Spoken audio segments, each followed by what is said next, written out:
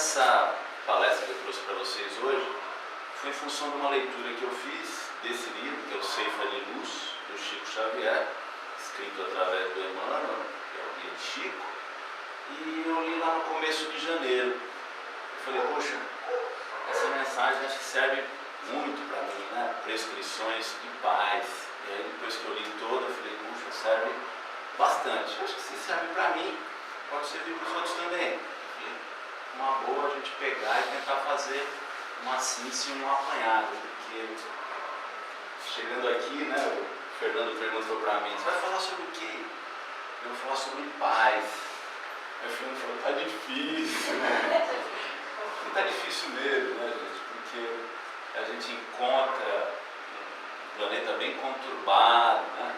Um universo conturbado, uma preocupação até dos mentores espirituais, dos espíritos superiores, até em relação ao Brasil, considerada a pátria do Evangelho, né? Mas por todos os rumos e os caminhos que a gente vem tomando. Mas nós temos que manter uma postura de fé, uma postura otimista, né? E tentar trabalhar com essas prescrições de paz, para que a gente possa ser mais um a tentar melhorar um pouquinho o andamento das coisas. E não poderia ser diferente, né? Emmanuel já começa lá com a frase de Jesus que Mateus trouxe, né? Não vos inquieteis pelo dia de amanhã, porque o dia de amanhã cuidará de si mesmo, e a cada dia o seu mal, né? Então, nós estamos aí vivendo, né, uma fase de aflições, de tensões, de ansiedades, de medos, né, de coisas que consomem o nosso dia a dia. Parece que a gente está vivendo uma grande urgência, né, em ter que responder todas as demandas que aparecem na nossa frente, uma grande urgência de ter que responder todas as mensagens de telefone, de ter que responder todos os pedidos do meu chefe, de ter que responder todas as necessidades do meu filho, enfim, existe toda uma preocupação, uma correria, e todo mundo sente que parece que o mundo está acelerando, né? E com isso a gente vai de roldão sendo acelerado também. E daí os psicólogos dizem que um dos grandes motivos dessas crises todas de ansiedade que o mundo vive é justamente essa aceleração, é ter que dar conta de um monte de coisa e não está dando conta de muita coisa. E a gente acaba se sentindo inseguro, fragilizado, e aí vem as coisas externas, né? Vem a violência, vem a política econômica, vem as guerras, vem os nossos conflitos do dia a dia, e aí a gente fica mais ansioso ainda. É por isso, e graças a Deus, né, a gente tem Chico Xavier, Emmanuel, essas leituras maravilhosas que vêm fazer com que nós possamos refletir e respirar e se encher de energia e de vitalidade para enfrentar todas essas dificuldades, né? Bom, foi ao contrário. Nas prescrições, a primeira que Emmanuel diz é a seguinte: corrigir em nós, né, os nossos defeitos e aceitarmos nas falhas que não dependem ainda de nós, que a gente não pode mudar. Então, o que vem a ser isso, né? Corrigir em nós as nossas deficiências. Temos ciência das nossas deficiências? Se temos ciência das nossas deficiências, dos nossos vícios, né? Dos nossos defeitos, que ótimo, porque aí a gente vai poder trabalhar com esses defeitos. Eu sei que eu sou orgulhoso, então eu vou trabalhar com os meus defeitos. Eu sei que eu sou irritadiço, vou trabalhar com esse defeito, vou usar ferramentas, né, que a espiritualidade me dá, que os livros me dão, que a oração me dá, que o passe me dá, que o tratamento me dá, que a minha reforma íntima, enfim, porque tudo isso é o quê? É o tal do autoconhecimento. A gente gira e acaba caindo nessa questão do autoconhecimento. A gente tem que olhar para dentro da gente. A gente estava discutindo aqui, né, no estudo de terça-feira, né, que o espiritismo antigamente ele era discutido de uma forma muito ampla, muito acadêmica, a gente tinha que saber das coisas, né? E agora a espiritualidade superior, ela quer que a gente saiba de nós, ela quer que a gente estude a nossa alma, quer que a gente olhe para dentro da gente, porque é a partir daí que a gente vai poder fazer alguma modificação e colaborar para esse planeta que está tão conturbado, né? Então, aquilo que depende de mim, eu tenho obrigação obrigação de tentar mudar, modificar, atenuar, né? É fácil falar, é uma briga muito grande, é uma briga diária, mas é uma prescrição de pare, né? Para a gente começar. E aquilo que não depende de mim? Puxa, eu nasci num ambiente de desamor, né? De muitas brigas, o meu lar é uma confusão danada, então, puxa, eu já cresci percebendo aquele desamor, aquela irritação, já vivo também irritadiço. Corrigir completamente esse lar não depende de mim, né? Eu não tenho às vezes como modificar e transformar todo esse ambiente. Eu posso me transformar, mas esse ambiente de uma hora para outra é muito difícil, né? Então tem coisas que não dependem da gente e a gente tem que fazer o que com isso? Aceitar, né?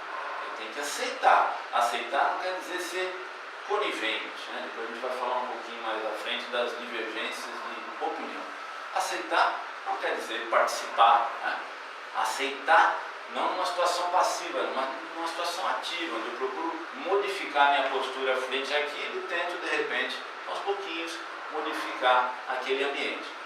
Agora, existem situações que realmente não dependem de mim, né? Às vezes eu quero uma mudança, eu quero uma modificação, mas o meu espírito ainda não está pronto para isso. Eu estou dentro de uma evolução, dentro de uma escala espiritual que não me permite, às vezes, esse voo, né? Esse avanço.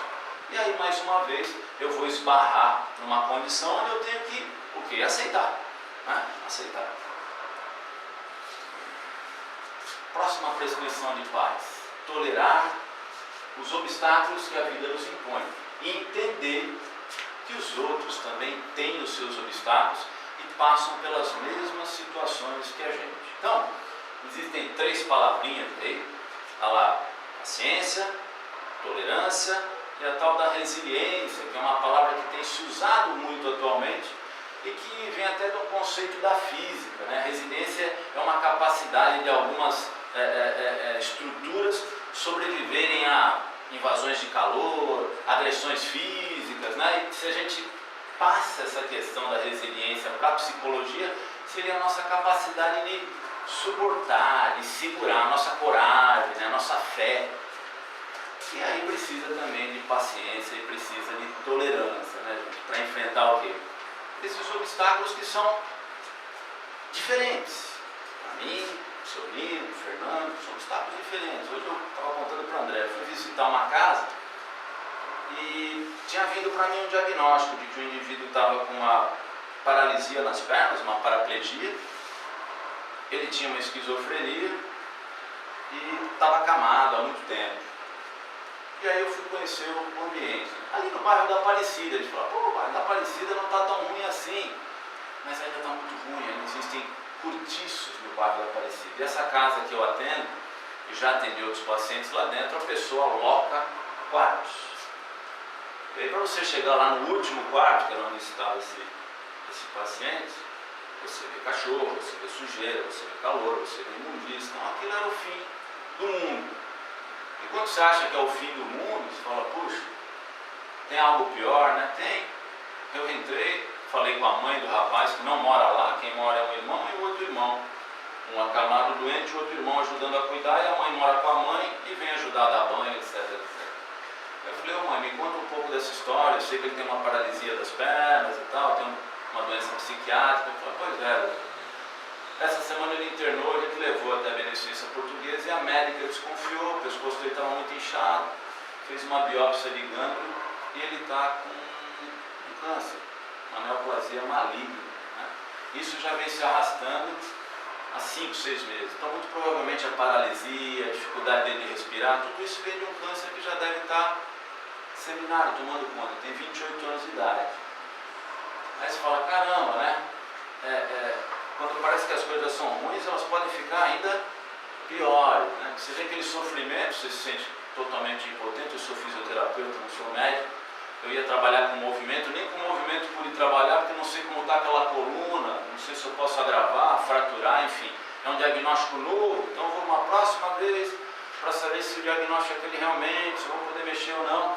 Então você sai pequenininho, né? Frustrado e tal. Aí fui levar meu filho para tomar uma vacina antitétano hoje, porque ele furou o pé. E meu filho toma hormônio de emagrecimento, ele toma todo dia uma injeçãozinha subcutânea. Opa, eu tenho que tomar injeção antiteto, todo dia eu tomo uma injeçãozinha subcutânea. Eu aguentei, né? Contei toda essa história para vocês, que é bem pior. E falei, meu filho, então você tá, olha, o negócio é esse, a realidade está bem ali, ó, na esquina de casa, ali não apareceu.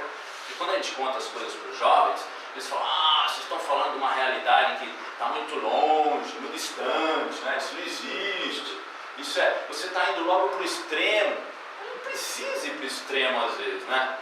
Eu falei para ele, meu amigo, você não quer tomar injeção contra a tétano? Tétano não mata. Vamos voltar para casa que eu também estou com fome. Não vamos tomar injeção que agora eu fiquei com medo. Eu falei, então vamos tomar injeção. Precisa tomar injeção. Chegou lá, tomou, entramos na sala de vacina, a enfermeira falou, acabou de sair um moleque de 17 anos aqui, tinha que ter tomado a vacina aos 15, o reforço do tétano, deu um show aqui dentro. Eu falei, tá vendo, filho?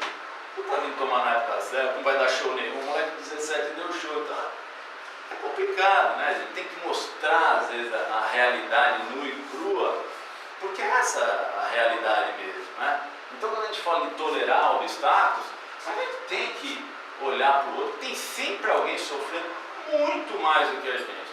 E às vezes de forma resignada, abnegada, tranquila. E a gente fala, estou sofrendo de montão pelo dia de amanhã, né, que eu nem sei o que vai acontecer. Bom, e ainda diz que a gente tem que entender o outro, né? Emmanuel fala isso, que todo mundo tem os seus obstáculos.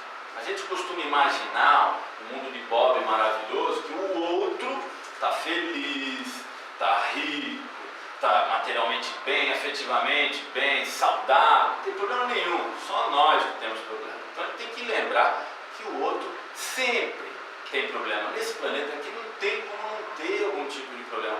Uns vêm mais atenuados, como a Lucy disse, veio dar uma descansada, né? Porque no próximo ele vai passar por uma dificuldade danada, às vezes, então nessa ele está repousando um pouco, a vida não está sendo tão dura com ele. Mas tem outros que você olha para eles e fala, tá tudo bem, o cara está passando uma dificuldade tremenda, porque a gente não está dentro dos outros, a gente não imagina, a gente não está dentro da casa dos outros, nem dentro da cabeça dos outros, né? Fulano estava bem, não sei o que, se atirou do prédio. Mas como? Né? Isso acontece todos os dias. A gente não sabe o que vai dentro dos outros. Então a gente tem que cuidar de quem? Da gente. Mas entendendo que o outro também está passando por dificuldades. Sempre. Né?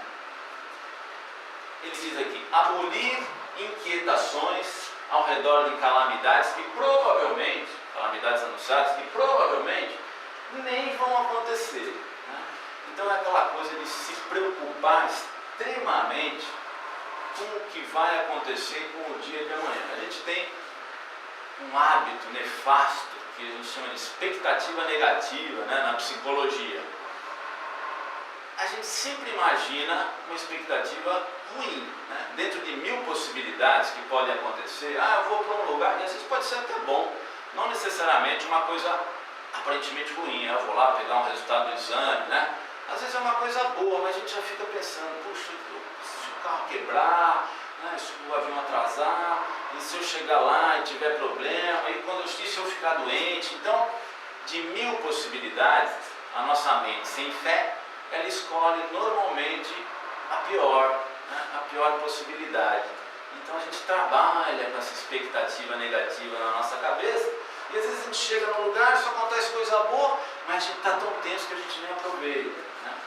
Então a gente vive esse processo de possibilidades, né? E aí, vou até contar para vocês um pedacinho desse livro aqui, uma historinha. Esse livro é muito legal, chama A Vida Cheia de Curvas, é de uma revista que chama Vida Simples, do Eugênio Mussac.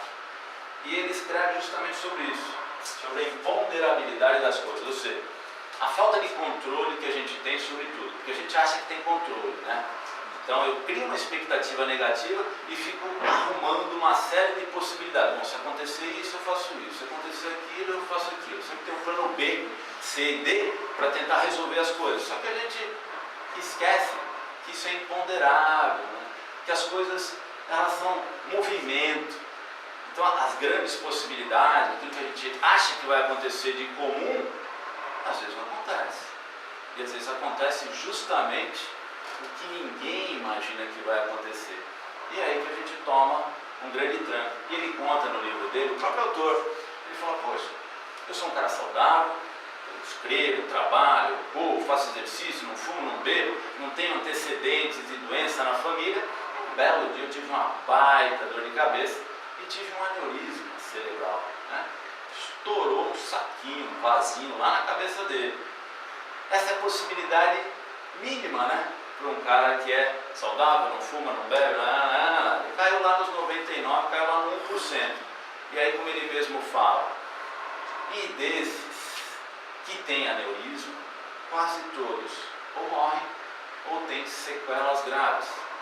Ele não morreu e não teve sequela grave. Então, mais uma possibilidade pequena, mais uma coisa totalmente diferente que aconteceu. Então, não adianta a gente ficar sofrendo. Eu falo isso para mim mesmo, né? Para ver se me convence, né? Não adianta a gente ficar remoendo, né? Porque existem possibilidades várias e a gente tem que saber trabalhar com esse imprevisto, com o que a gente chama de acaso, que na verdade não é nem imprevisto e nem acaso, né? Porque nada acontece por acaso, tudo tem um porquê, né? A doença na vida desse paciente que eu falei, a doença na vida desse camarada, enfim, tudo que acontece tem um porquê. E aí o autor fala, já que aconteceu, vamos aprender com isso. Então, né? Aquela história do limão, é azedo, vamos fazer um limão. Bom, admitir os pensamentos de culpa que nós temos, né? Mas buscando o quê? Extinguir os focos disso. E o que são esses pensamentos de culpa? Bom, nós carregamos aí de outras existências culpas que a gente não sabe nem de onde é. A gente já veio aqui e às vezes a gente cuida de um filho de uma forma tão velada, de uma forma tão latente, tão arrependida, parece que a gente fez alguma coisa para ele no passado. E às vezes é mesmo o inimigo do passado, e aquele amor de pai, aquele amor de mãe fez com que você se desvelasse para que isso se desfizesse. Mas a gente, lá no fundo, parece que tem uma culpa, tem uma dívida, né? Então, já que a gente tem coisas que a gente carrega do passado, que a gente acredita nas existências anteriores, né? Que a gente possa trabalhar com o quê? Com o nosso presente, aquela história que o Chico fala, né? Se eu não posso mudar, mudo o presente para ter um fim diferente, para ter um futuro diferente, já que eu não posso mudar aquilo que está atrás. E vão existir as culpas também dessa nossa existência, daquilo que eu fiz errado, comigo mesmo e com os outros. E a culpa é um negócio que dói demais, né? A dor da consciência, segundo os amigos espirituais, é a pior que tem.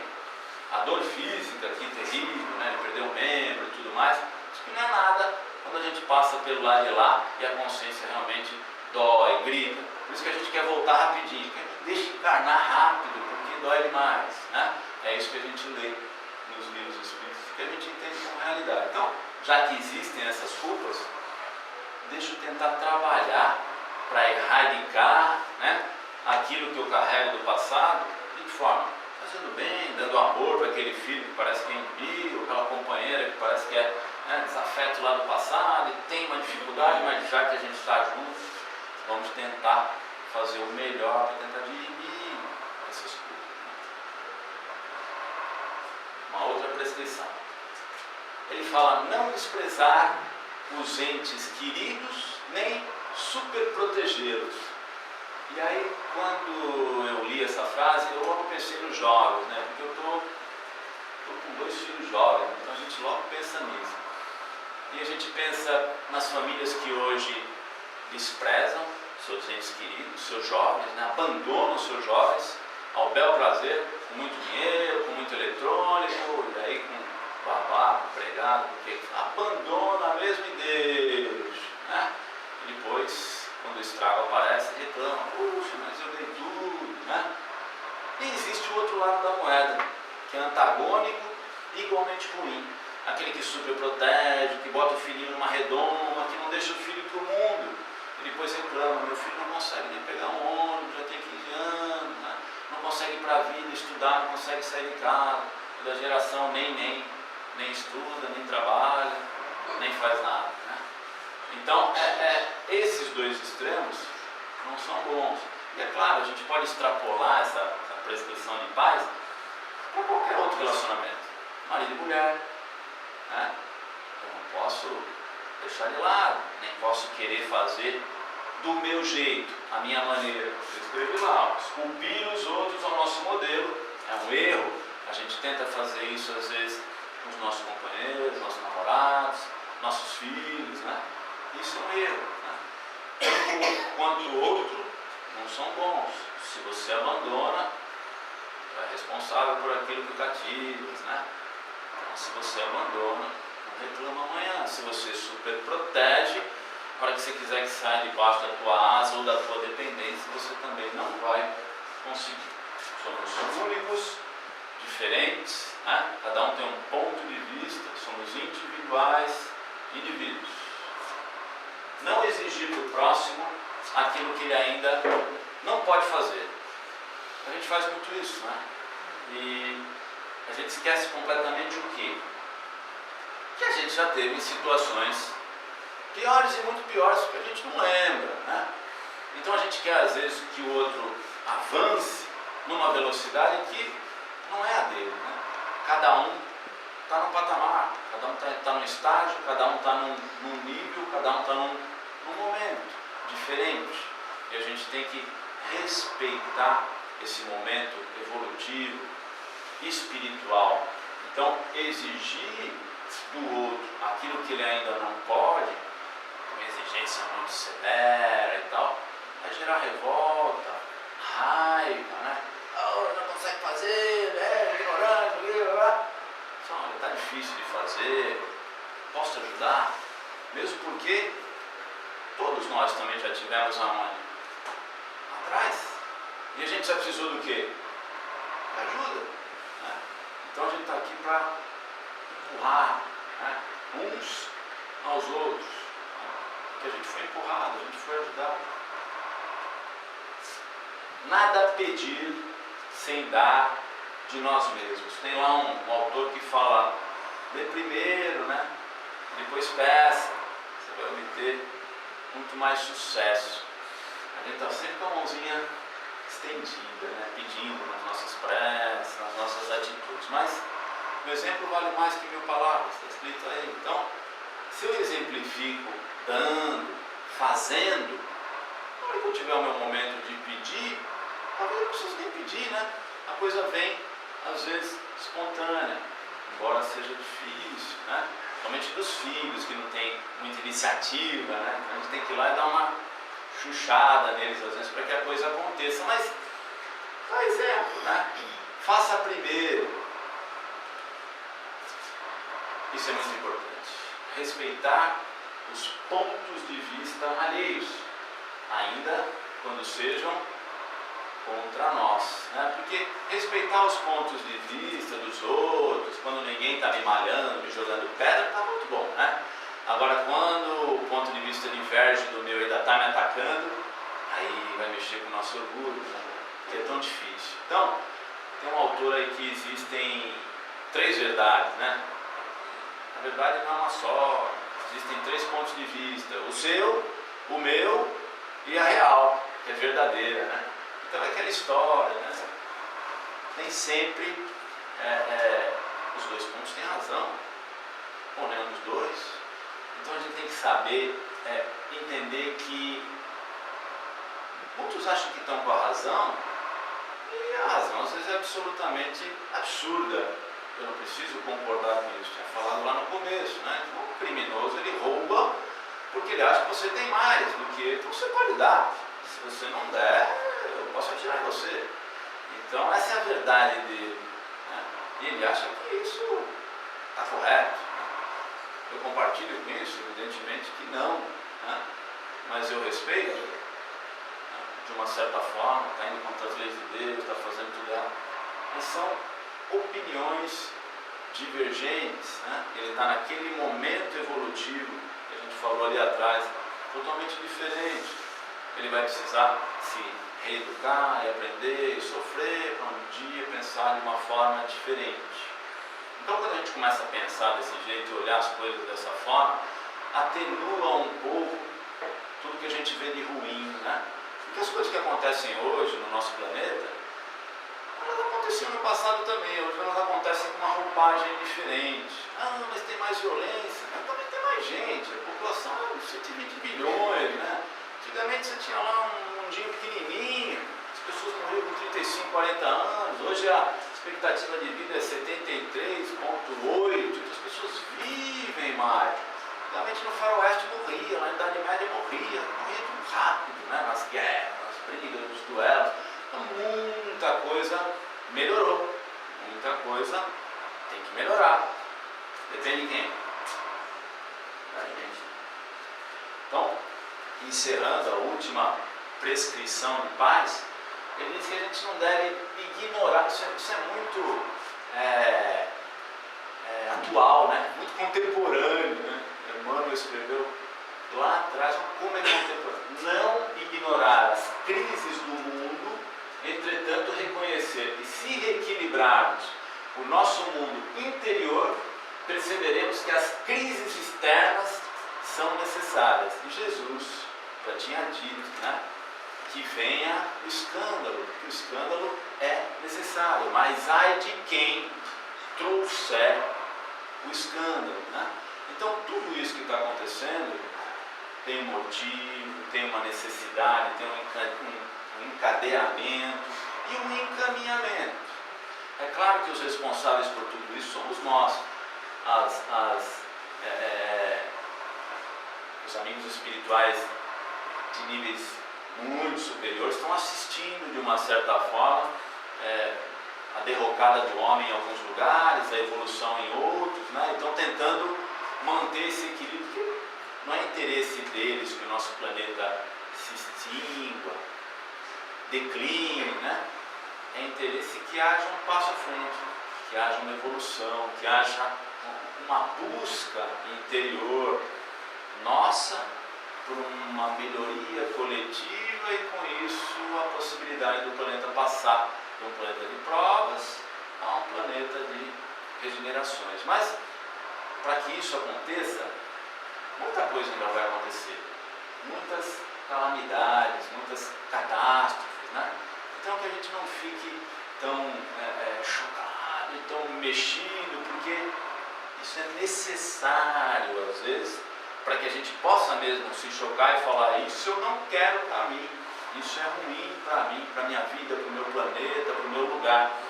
E aqueles que ainda acham que aquilo é bom para eles, vão ser relocados, convidados a se retirarem, vão ser expulsos da classe, pelos professores, pelos mestres, né? Então, o que a gente tem que tentar fazer é a nossa lição de casa, né? Nossa lição de casa.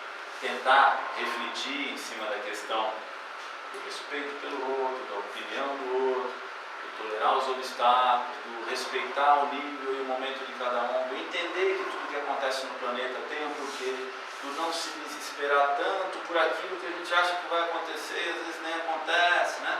Então buscar essas prescrições de paz, né, que são muito fortes, eu achei, e muito atuais, para que a gente possa avançar.